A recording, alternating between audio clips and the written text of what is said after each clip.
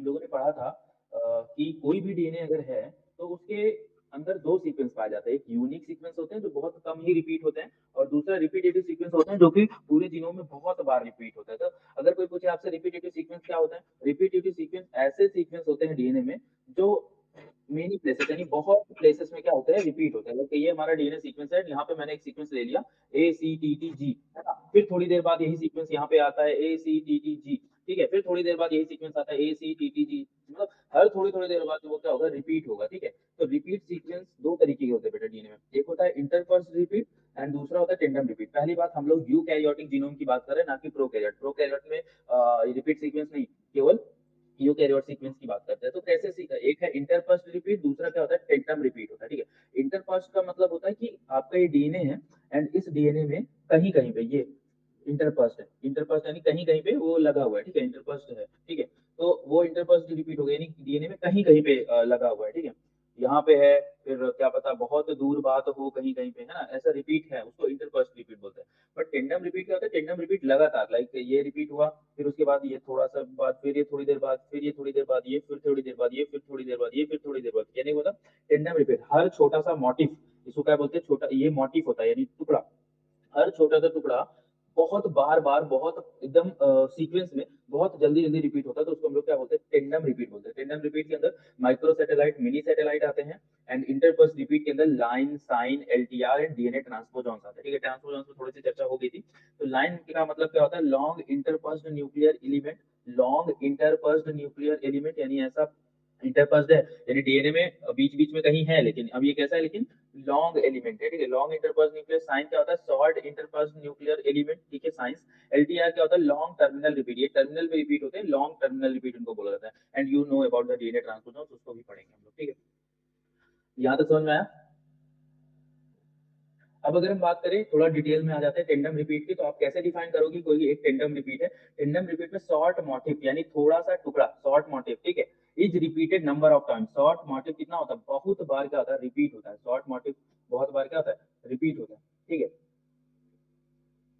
तो उसको हम लोग बोल देते हैं टेंडम रिपीट, ओके? सो टेंडम का मतलब ये होता है बार बार रिपीट करना, वन आफ्टर वन। ये आया, फिर उसके बाद, फिर इसके बाद से वन आफ्टर वन। अगर कोई चीज रिपीट हो रही है तो उसको हम लोग क्या बोलते हैं? Tandem repeat. मेरी बात समझ रहे हो कि अगर आपका ये डीएनए है एंड इसमें कहीं पे ये आ गया डीएनए, है ना? एंड दूसरा कहीं पे भी हो डीएनए, तो वो आपका इंटरफर्स्ट हो गया, यानी बीच बीच में क्या हुआ कि आपके सीक्वेंस रिपीट हुए हैं। बट टेंडम रिपीट क्या है? हर थोड़ी देर बाद रिपीट ही होना है, हर थोड़ी देर बाद क्या वन आफ्टर वन रिपीट ही होना है, ठीक है? समझ में आया? तो इंटरपर्सन टेंडम रिपीट। टेंडम रिपीट कैसे डिटेक्ट किए जाते हैं बेटा? टेंडम रिपीट को detected when DNA uh, when DNA is subjected to density gradient, ठीक है? हम उस डीएनए को कहाँ पे सब्जेक्ट करेंगे? डेंसिटी ग्रेडियंट सेंट्रीफ्यूगेशन, ये याद कर लो, ये याद कर लो। लाइक अगर मुझे डीएनए से टिंडम रिपीट निकालना है, ठीक है? मुझे क्या करना है? इस डीएनए से टिंडम रिपीट निकालना है। दिस इज योर क्रोमोसोम, ठीक है? पहली बात समझो कि क्रोमोसोम में कहाँ पे आपके टेंडम रिपीट पाए जाते हैं, फिर कहाँ पे आपके mini satellite and micro satellite पाए जाते हैं, ठीक है? क्रोमोसोम का ये जो एंड है सबसे किनारे वाला, इसको बोलते हैं टीलोमियर, ठीक है? टीलोमियर में पाए जाएंगे जहाँ पे सीक्वेंस भर भर के रिपीट है ना? दूसरा सीक्वेंस है क्या है टीलोमियर के बाद? ये सेंट्रोमियर। सेंट्रोमियर में भी सीक्वेंस क्या होते हैं? भर भर के पाए जाते हैं, ठीक है? तो अगर कोई पूछे कि टेंडम रिपीट कहाँ पे मिलेंगे, तो टीलोमियर में और सेंट्रोमियर में। तो ये जो हमको क्रोमोसोम है, ये क्रोमोसोम हम कहाँ पे डाल देना है? आ, इसको क्रोमोसोम को पहले ब्रेक करा, तोड़ा एंड हमको डीएनए मिल गया, ठीक है? डीएनए के बहुत सारे टुकड़े करे। अब वो जो डीएनए के बहुत सारे हमने टुकड़े करे हैं, बाई हम डिस्ट्रिक्शन एंजाइम के थ्रू भी कर सकते हैं, ठीक है? ये जो डीएनए के आपको बहुत बड़े टुकड़े मिले हैं, इनको हम क्या करेंगे? इनको हमने ऐसे ऐसे डाल दिया। कहाँ पे डाला? हमने डाला सीजीएल डेंसिटी ग्रेडियंट में, ठीक है? सीजियम डेंसिटी ग्रेडियंट में, ठीक है? सीजियम, सीजियम क्लोराइड बोलते हैं, caesium chloride, caesium chloride density gradient centrifugation, and centrifugation करा दिया यानी इसको घुमा दिया। तो आप थोड़ी देर के बाद देखोगे कि जो आपका मेन बड़ा सा बैंड है वो नीचे होगा, है ना? और जो आपके सैटेलाइट बैंड होंगे वो क्या हो जाएंगे? ऊपर आ जाएंगे। सैटेलाइट बैंड क्या होंगे? ऊपर आ जाएंगे, ठीक है? तो after which it forms a band according to the buoyant density depending on the C content, ठीक है? तो कहना है कि जो बल्क का डीएनए है वो सिंगल बैंड में यहाँ पे मिल जाता है, जो बल्क का DNA apart from the main bend one और मोर माइनर बैंड आर सीन, जिनको हम लोग क्या बोलते हैं? सैटेलाइट डीएनए बोलते हैं, ठीक है? सैटेलाइट के जो डीएनए सीक्वेंस होते हैं वो थोड़े हल्के होते हैं। सैटेलाइट के डीएनए सीक्वेंस क्या होते हैं बेटा? हल्के होते हैं। तो वो जब उसका डेंसिटी की सेंट्रीफ्यूगल डेंसिटी ग्रेडियंट सेंट्रीफ्यूगेशन कराएंगे तो वो क्या हो जाएगा, ऊपर चला जाएगा, ठीक है। देखो जैसे ये मैंने कराया है यहाँ पे, तो आप देखो कि ये सैटेलाइट डीएनए हमेशा क्या है, ऊपर है, समझ में आया कि नहीं आया? एंड जो बल्क डीएनए, बाकी सारा डीएनए एक मेन बैंड के अकॉर्डिंग नीचे आ जाएगा, तो सैटेलाइट डीएनए कहाँ पे हो जाएगा, ऊपर आ जाएगा। और ये किस पे डिपेंड करता है, डिपेंड अपॉन जीसी कंटेंट, जहाँ जहाँ पे जीसी कंटेंट होगा वो नीचे आ जाएगा, और जहाँ जहाँ पे हल्के सीक्वेंस होंगे वो कहाँ पे हो जाएंगे, ऊपर हो जाएंगे। एक चीज बता दो, जीसी कंटेंट बहुत ज्यादा रेयर होते हैं, ठीक है, बहुत ज्यादा रेयर होते हैं, तो वो नीचे आ जाएंगे, एंड जो बहुत बार रिपीटेड है वो डीएनए कैसे हो जाएंगे, ऊपर हो जाएंगे, ठीक है। अभी भी हम लोगों ने चर्चा करी कि टेंडम रिपीट्स कहाँ पे पाए जाते हैं, या फिर टेंडम रिपीट्स को हम सैटेलाइट डीएनए भी बोलते हैं, है ना, अभी आप लोग को बताया हमने। तो टेंडम रिपीट्स मेनली आपके कहाँ पे पाए जाएंगे, आपसे कोई पूछे, कॉम्पिटेटिव का भी क्वेश्चन है, टीलोमियर, सेंट्रोमियर एंड टीलोमियर, है ना, कोई किसी भी क्रोमोसोम के सेंट्रोमियर और टीलोमियर में सैटेलाइट डीएनए या फिर टेंडम रिपीट्स पाए जाते हैं, ठीक है। तो tandem repeat can be isolated, है ना। अब मुझे क्या करना है कि लाइक मुझे देखना है, मैंने तो आपको बता दिया कि यहीं पे पाया जाता है, ठीक है, बट आपको देखना है कि सर आपको कैसे पता कि टीलोमियर और सेंट्रोमियर में पाया जाता है, ठीक है। तो मैंने सैटेलाइट डीएनए को निकाला बाय डेंसिटी सेंट्रीफ्यूगेशन से, ठीक है। तो satellite DNA can be isolated, और अब उसको रेडियो लेबल कर दिया, रेडियो लेबल नहीं पता तो इतना समझ लो, उसको कलर कर दिया। जो सैटेलाइट मैंने डीएनए निकाला अभी इस मेथड से, ये वाला सैटेलाइट डीएनए, इसको मैंने कलर कर दिया, यानी रेडियो लेबल कर दिया, ठीक है। इन विट्रो यानी लैब में, to be use as a probe. अब उसको हम याद कैसे यूज करेंगे, प्रोब की तरीके यूज करेंगे। प्रोब तो आप भूल ही गए होंगे, प्रोब क्या होता है, प्रोब एक छोटा सा डीएनए सीक्वेंस होता है जो कि किसी और डीएनए से चिपक जाता है जाके, ये मान लो डीएनए ऐसे जाके चिपक जाता है। अब हमने क्या करा है, हमने इस प्रोब को कलर करा है, इस प्रोब को क्या करा है हमने, रेडियो लेबल करा है। रेडियो लेबल भूल गए क्या, मैंने नहीं पढ़ाया, तुम लोग को नहीं पढ़ा वो रेडियो जो लेबल। कलर ज्यादा चमकता है। हाँ, फॉस्फेट मैंने रेडियो लेबल कराया था जब मैंने सीक्वेंसिंग पढ़ा रहा था ना। हाँ याद है, तो हम्म, वैसे ही मैंने, हाँ तो वैसे मैंने इसको भी क्या कर दिया, ये कर दिया। अब ये सैटेलाइट डीएनए कहाँ पे जुड़ेगा, जो इसका सीक्वेंस होगा वैसे ही तो जुड़ेगा। अब ये अपने परिवार के साथ जैसे सैटेलाइट यहाँ के डीएनए सीक्वेंस से क्या हो जाएगा, जुड़ जाएगा, है ना। तो हमने सैटेलाइट डीएनए निकाल तो लिया, यानी ऐसे बैंड जो बहुत बार रिपीटेड है हल्के हैं वो तो हमने निकाल लिया, है ना, छोटे छोटे डीएनए सीक्वेंस, ठीक है। बट अब जो है उसको हमने क्या कर दिया, जब हमने एज अ प्रोब उसको बनाया एंड उसको हाइब्रिडाइजेशन कराया, यानी जोड़ा किससे, अब क्रोमोजोम से, ताकि हम उसकी लोकेशन को डिटरमाइन करें। तो यहाँ पे चिपका, यहाँ पे चिपका, यहाँ पे चिपका, and आपको कलर दिख रहा है, ठीक है। Localization of hybridization by determined by autoradiography, ठीक है। एक चीज समझ लो, जब हम किसी चीज को रेडियो लेवल से रेडियो लेवल से देख, मतलब रेडियो लेवल करा तो चमकेगा, बट मतलब कलर देगा, बस ऐसे कलर नहीं देगा कि तुमको नॉर्मल आंखों से दिखे। उसको हम ऑटो रेडियोग्राफी मशीन से देखते हैं। आप लोगों ने auto radiography first year, second year, third year में रहा होगा कहीं ना कहीं, ठीक है। तो ऑटो रेडियोग्राफी से देखते हैं, नहीं पता तो किसी दिन चर्चा करेंगे, ठीक है। समझ में आया कि नहीं। वो जो हाइब्रिडाइजेशन हम लोगों ने देखा है उसको किससे देखेंगे, ऑटो रेडियोग्राफी से देखेंगे, ठीक है। अब एक चीज और समझिए, most of the satellite DNA hybridize, hybridize यानी जुड़ता है, कहाँ पे जुड़ता है, हेटेरो क्रोमैटिन पे जुड़ता है। ज्यादातर जो सैटेलाइट डीएनए है वो कहाँ पे जुड़ता है, हेटेरोक्रोमैटिन। तो आपको पता चल गया कि ये जो है कैसे हैं, सेंट्रोमियर, टीलोमियर एंड टीलोमियर, ठीक है। ये आपके हेटेरोक्रोमैटिन होते हैं, दो तरीके के क्रोमैटिन होते हैं, यू क्रोमैटिन एंड हेटेरोक्रोमैटिन। अब इसको भी याद करा दे तो कॉम्पिटिशन में पूछ लेगा। एक होता है यू क्रोमैटिन एंड दूसरा होता है हेटेरोक्रोमैटिन। यू क्रोमैटिन ऐसे क्रोमैटिन होते हैं जो जिनका, क्रोमेटिन। हाँ ये थोड़े दूर दूर होते हैं, एंड इसका खास बात क्या होता है कि इनमें ट्रांसलेशन होता है, पहले ट्रांसक्रिप्शन होगा, ट्रांसलेशन होगा, फिर प्रोटीन बनेगा, ठीक है। बट इनका प्रोटीन नहीं बनता, हेटेरोक्रोमैटिन का प्रोटीन नहीं बनता, तो क्रोमैटिन का प्रोटीन बनता है, यानी यही तुम्हारी काम की चीज है, ये काम की चीज है। हेटेरोक्रोमैटिन तो काम की चीज नहीं है, बट इसका यूज हम लोग कहाँ कर लेते हैं, लाइक डीएनए फिंगर प्रिंटिंग में यूज कर लेते हो आप लोग, ठीक है। हाँ मेन तो यही है डीएनए फिंगर प्रिंटिंग में, है ना, ठीक है। हेटेरोक्रोमैटिन का यूज, यानी ये सेंट्रोमियर टेलोमियर में जो सैटेलाइट डीएनए, ठीक है। तो most of the satellite DNA कहाँ जुड़ते हैं, हेटेरोक्रोमैटिन में जुड़ते हैं, जो कि सेंट्रोमियर और टेलोमियर में ही के आसपास पाया जाता है, ठीक है। When satellite DNA is digested through restriction enzyme, one or few distinct low molecular weight bands are observed। अगर हम उस सैटेलाइट डीएनए को डाइजेस्ट कर दे, तोड़ दें, है ना, कैसे तोड़ोगे, रिस्ट्रिक्शन एंजाइम मैंने पढ़ाया आपको, है ना। तो आपको क्या मिलेंगे, लो मॉलिक्यूलर वेट के बैंड, और भी उससे लो मॉलिक्यूलर वेट के बैंड आपको मिल जाएंगे, ठीक है। ऐसे करके आपको बैंड आपको मिल जाएंगे, ठीक है। यहाँ तक आपको समझ में आया। अगर मान लो आपके एग्जाम में टेंडम रिपीट आता है तो आप यहीं से स्टार्ट करोगे, सैटेलाइट और डीएनए आएगा तो भी टेंडम रिपीट से यहीं से स्टार्ट करोगे। टेंडम रिपीट का टाइप है सैटेलाइट डीएनए, ओके, मतलब टेंडम रिपीट को सैटेलाइट डीएनए बोलते हैं।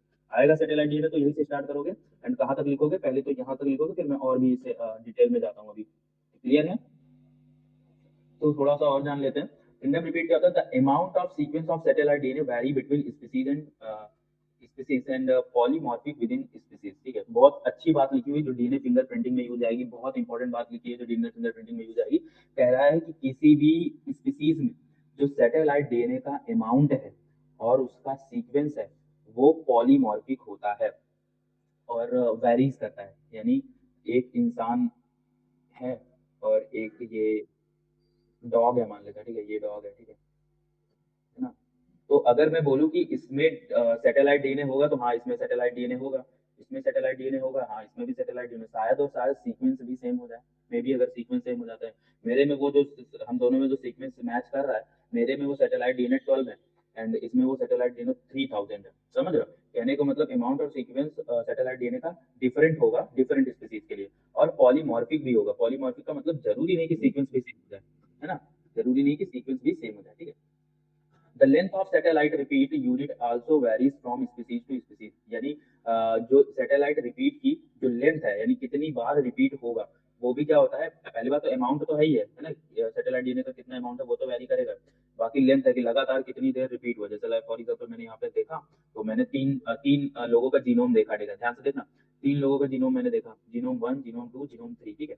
जीनोम 1 में देखो कितनी बार रिपीट है, मैंने रिपीट को एक गाटा सीक्वेंस, गाटा मतलब GATA, देखो GATA GATA GATA GATA 8 बार रिपीट है, ठीक है? दूसरे सीक्वेंस में भी जाओगे तो दूसरे सीक्वेंस में GATA GATA यानी ये या तो ये दोनों genome same same same animal के हैं, या फिर ये दोनों जीनोम बहुत क्लोजली रिलेटेड एनिमल के हैं, है ना? तो ये सीक्वेंस दिखा रहा है, but genome 3 is different from that. Genome 3 किसी दूसरे स्पीसीज का होगा। समझ में आया? तो the length of satellite repeat also varies species to species. Okay, now अब हम लोगों ने देखो चर्चा करी थी, हम लोगों ने क्या बोला था, हम लोगों ने चर्चा करी ये कि टेंडम रिपीट्स दो तरीके के होते हैं, एक होता है माइक्रो सैटेलाइट, दूसरा मिनी सैटेलाइट, ठीक है? तो यानी टेंडम रिपीट यानी सैटेलाइट डीएनए आपके दो तरीके के होते हैं, एक माइक्रो सैटेलाइट, दूसरा मिनी सैटेलाइट। पहले हम लोग मिनी सैटेलाइट की बात करते हैं, फिर माइक्रो सैटेलाइट की बात करते हैं। मिनी सैटेलाइट क्या होता है? ये found through out the genome, एक चीज समझ लो, पूरे के पूरे जीनोम में, पूरे के पूरे की आपका जीनोम है, हर पूरे जीनोम में पाया जाएगा कौन? Mini satellite. हर बार रिपीट होगा। रिपीट यूनिट की बात करूं तो 14 बेस पेयर या फिर 50 बेस पेयर इसकी रिपीट यूनिट होगी। रिपीट यूनिट यानी हर 14 बेस पेयर बाद रिपीट, हर 14 बेस पेयर बाद रिपीट, में भी ये 500 बेस पेयर तक पहुंच जाए, नहीं समझ में? ये कोई रिपीट हुआ, फिर उसके बाद थोड़ी देर बाद हर 14 मिनट, हर 14 बाद रिपीट रिपीट रिपीट, ठीक है? तो लाइक हमने इंडिविजुअल ए लिया है, हमने इंडिविजुअल दूसरा लिया, किसी दो इंसान को लिया है, ये मैं हूँ, मेरा नाम है मोहित, एंड ये दूसरा है, इसका नाम है रोहित, ठीक है? तो यहाँ पे देखोगे इंडिविजुअल मेरे में देखो सीक्वेंस कितनी बार रिपीट हुआ, 1 2 3 4 5 6, 6 टाइम, एंड इसमें गिना भी नहीं, 8 टाइम इसमें रिपीट हुआ, ठीक है? ऐसे दिखाया गया, ऐसे आपको भी दिखाना है। दे डिमॉन्स्ट्रेट इंट्रा स्पेसिफिक पॉलीमेरिज्म, यानी इंट्रा स्पेसिफिक यानी एक ही स्पीसीज के, इंट्रा स्पेसिफिक समझो मतलब एक ही स्पीसीज में पॉलीमॉर्फिज्म को बताता है कि अलग अलग होता है, ठीक है? एक ही स्पीसीज में, ठीक है? एक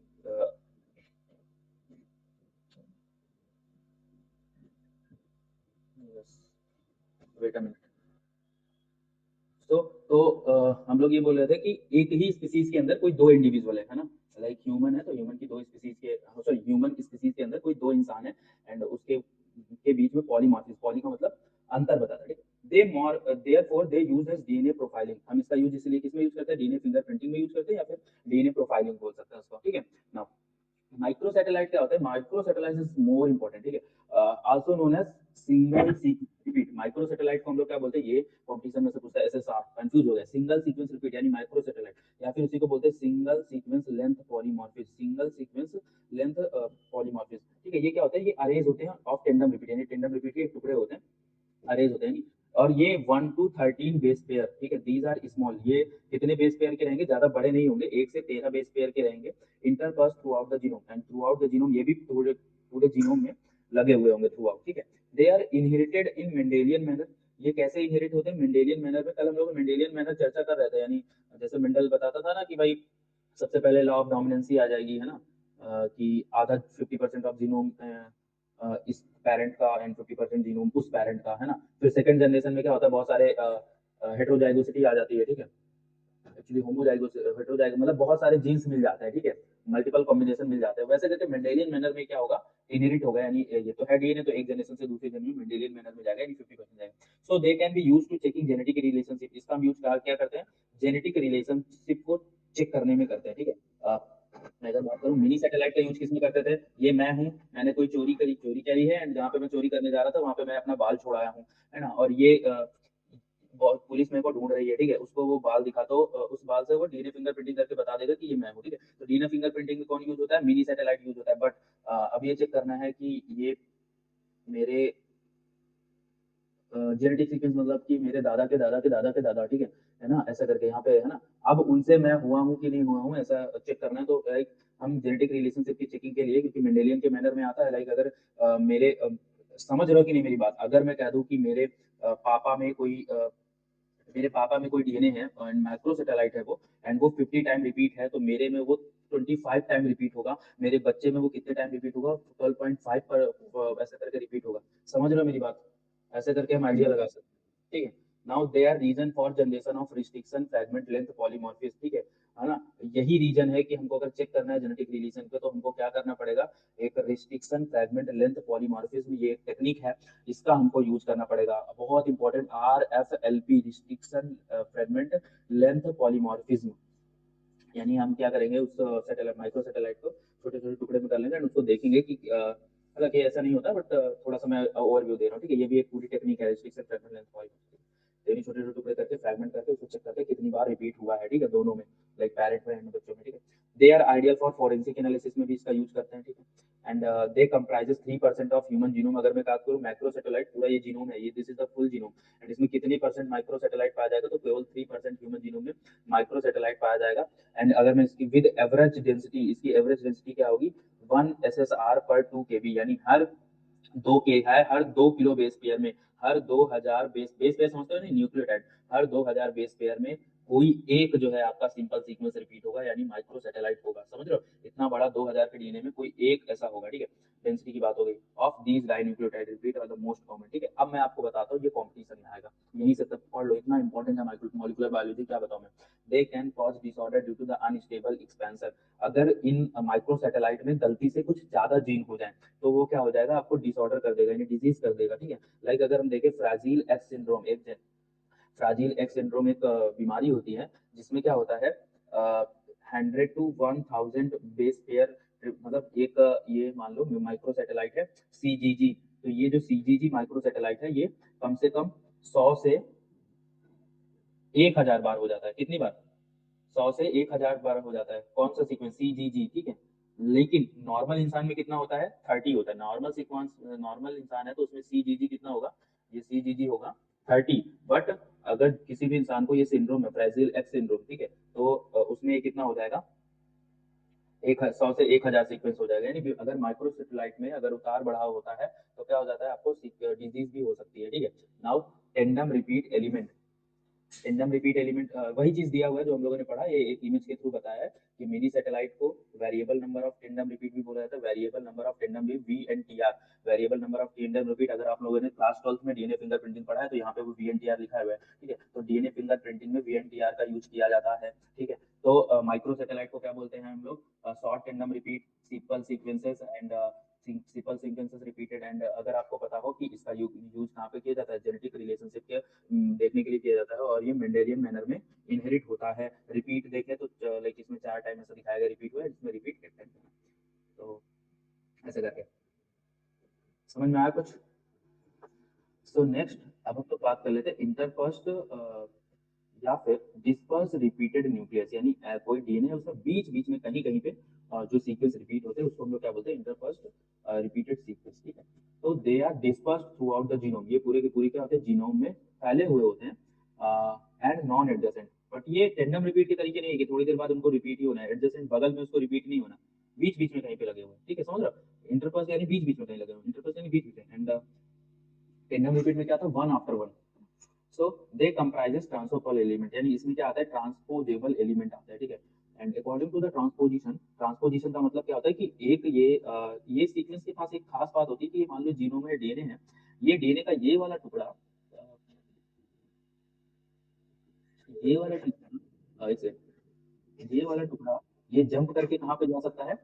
यहाँ पे जंप करके जा सकता है। यानी अ, इनमें इंटरपास्ड या फिर डिस्पर्स रिपीटेड न्यूक्लियस में आपके ट्रांसपोजल एलिमेंट आता है। ट्रांसपोजेबल एलिमेंट क्या बोला? क्योंकि ये एक जगह से दूसरी जगह ट्रांसपोजिशन कर देते हैं, ट्रांसमिट हो जाते हैं, ठीक है? इसी को जंपिंग जीन बोलते हैं। 1 नंबर का क्वेश्चन आता है, जंपिंग जीन क्या होता है? ट्रांसपोजॉन्स होते हैं। According to the mode of transposition, transposons are classified. Transposons दो तरीके के होते हैं, डीएनए ट्रांसपोजॉन्स होता है, एक रेट्रो ट्रांसपोजॉन्स होता है। डीएनए ट्रांसपोजॉन्स में कट पेस्ट मैकेनिज्म चलती है, रेट्रो ट्रांसपोजॉन्स में रेप्लिकेटिव मैकेनिज्म चलती है। आगे हम डिस्कस करने वाले हैं, ठीक है? अब अगर ये हमने बोला कि ट्रांसपोज़ोन्स आते हैं इंटरपर्सन में, ठीक है? अगर हम इसको ऑटोनॉमी के अकॉर्डिंग देखें, इसके मतलब डीएनए सीक्वेंस के अकॉर्डिंग देखें तो ऑटोनॉमस एंड नॉन ऑटोनॉमस, ठीक है? तो एक डीएनए ट्रांसपोज़ोन्स होता है ना? डीएनए ट्रांसपोज़ोन्स के कुछ एग्जांपल लिखे हैं टीसी1 एंड मैरिनर फैमिली, ठीक है? नॉन एलटीआर रेट्रो ट्रांसपोज़ोन्स यानी उसी को लाइन बोला जाता है, है ना? फिर एलटीआर रेट्रो ट्रांसपोज़ोन्स, ठीक है? जिसको हम लोग एग्जांपल दिया है, ठीक है? ट्राई, टाई, कॉपी, ठीक है? नॉन ऑटोनॉमस में क्या आता है? साइन आता है, इसमें लाइन आता है, ठीक है? इसमें क्या आता है? साइन आता है, ये जरूर याद रखना। लाइन कैसा होता है? LINE is autonomous and SINE कैसा होता है? नॉन ऑटोनॉमस होता है ना। एंड स्यूडोजीन्स आते हैं, कुछ प्रोसेस पे स्यूडोजीन्स आते हैं, ठीक है?